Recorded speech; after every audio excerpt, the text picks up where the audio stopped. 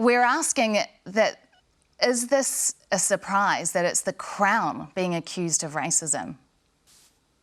I would say at this point, not a surprise. I have heard people saying that they were shocked to hear such a revelation, but we only really have to think back to Meghan's first big formal introduction into the family at the Queen's Christmas gathering at Buckingham Palace. And, you know, that was the time that Princess Michael of Kent, knowing that she was meeting the Duchess for the first time, wore an insensitive blackamoor brooch. And so I think Meghan's been aware of the surrounding that she's been in.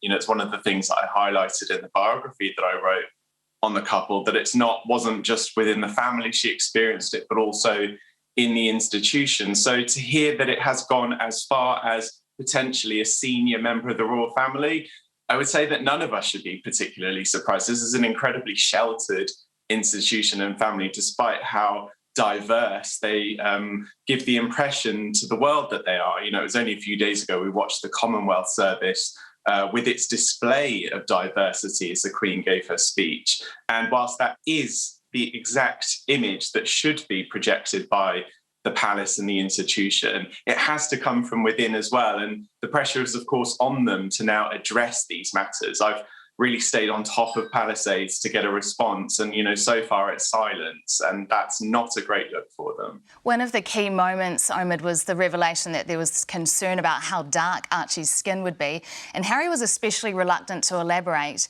Do you think that was something they intended to bring up? I think Harry and Meghan went into that interview knowing that everything was completely, you know, there to talk about. They had said to Oprah that nothing was off limits, she could ask anything. So they would have known in the back of their minds that this is something that could come up. I think both of them were clearly reluctant to go into who it was. And I would imagine, if anything, that is in their minds perhaps to protect the Queen. If we are talking about a future king here, and we don't know who it is, but obviously there is a lot of speculation. And, you know, Harry himself has ruled out the Queen and Prince Philip, and many say that that only leaves Prince Charles and Prince William. If we are talking about future king, then it is something that the palace needs to deal with, because for Britain, an incredibly diverse country, to know that their reigning monarch could potentially be a racist or have racist views is a serious problem. And so you can see how Harry and Meghan would have been reluctant to start this chain of events, because really this is just the beginning now. And we've heard more clips from this interview about Harry being uninvited to meetings with the Queen. Was Harry at times blocked from communicating with his grandmother?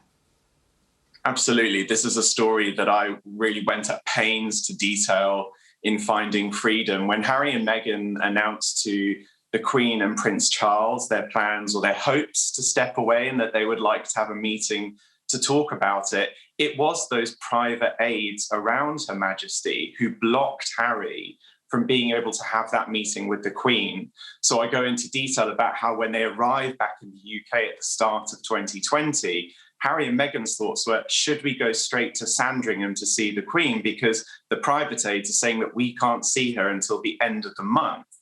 What later transpired was that they were actually protecting Prince Charles, who was about to head off on a big overseas trip. So you can see that within the institution, the priorities always lie with those in line to the throne. And Harry and Meghan clearly were victims of that rule of hierarchy. Although they say that they were on good terms with the Queen, will this interview change that, though? You know, the Queen has certainly been through her fair share of constitutional crises, and she's also someone that can easily wear two hats. To Harry and Meghan, she is Archie's great-grandmother, she's Harry's grandmother. To the rest of the institution, she is, of course, the reigning monarch. And I think that there is that separation when it comes to the Sussex's personal relationship with Her Majesty. At this point, though, she will be thinking with her crown on her head, and that will put her in a very difficult situation because, of course, it is no longer to her about what Harry and Meghan are thinking. It is about what will be right for the crown and for the institution. And I'd imagine that's why talks have been going on internally for such a long time. As soon as this story broke, I reached out to Palisades, and their response was, there will be a response, but we're not going to rush into one. And I'd imagine that's because there are so many layers involved in this. How about Prince Charles? Harry seemed particularly hurt by him. Is that relationship beyond repair? Yeah, we certainly know that Prince Charles has been, or put himself often at times, in a difficult position when it comes to dealing with Harry and the issues that he faced with Meghan. He is, of course, the future king.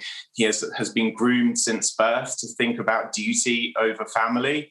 And, you know, Harry's been really one of the few in this situation that has put family and personal well-being first. And we can see how that's then been at odds with how other family members feel. It's what's driven that space that Harry talks about between himself and his brother. And it's why we saw Charles acting in the way that he did, cutting Harry off financially from the royal purse. And, you know, these are things that may shock us as commoners. You know, we're not used to this sort of family dynamic. But for a family that has often had to balance those two roles, you can see then how we end up with situations like these.